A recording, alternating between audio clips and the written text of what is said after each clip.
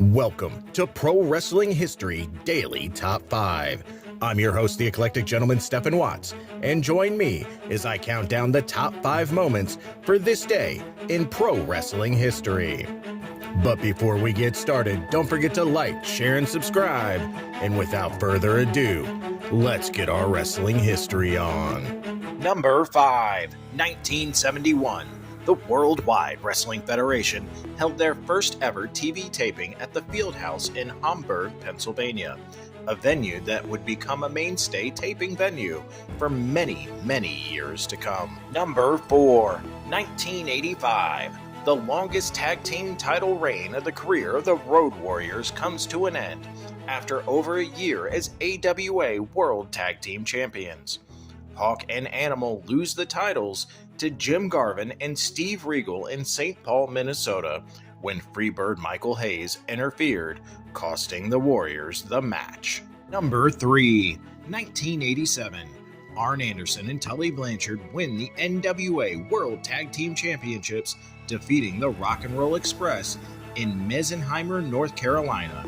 Prior to the bout, Bobby Eaton and Stan Lane with Jim Cornette ambushed the champions from behind as they made their way out to the ring.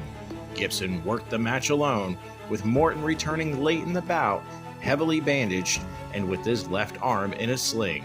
Gibson threw in the towel when Morton, already injured, was trapped in an armbar. Number 2, 1934. Jimmy Saeed Waba is born. An American professional wrestler and manager better known by his ring name Skandar Akbar, which translates as Alexander the Great. Akbar led the villainous stable Devastation Inc. and Bill Watts' Universal Wrestling Federation during the promotion's heyday in the 80s, as well as other regional territories, including World Class Championship Wrestling and the Global Wrestling Federation. Number 1, 1985. NWA World Heavyweight Champion Ric Flair defeated Nikita Koloff in a steel cage match. After the bout, Crusher Khrushchev closed the cage as Ivan and Nikita Koloff double-teamed the champion.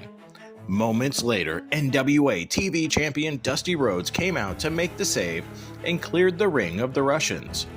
Moments later, Ole and Arn Anderson came down and locked the cage behind them and helped Flair triple-team Rhodes, with Flair eventually hitting a knee drop off the top rope onto Rhodes' ankle as the Andersons held Rhodes' leg down. Flair then applied the figure 4 leg lock on Rhodes while Ricky Morton, Robert Gibson, Magnum TA, Sam Houston, and others came out to try to make the save.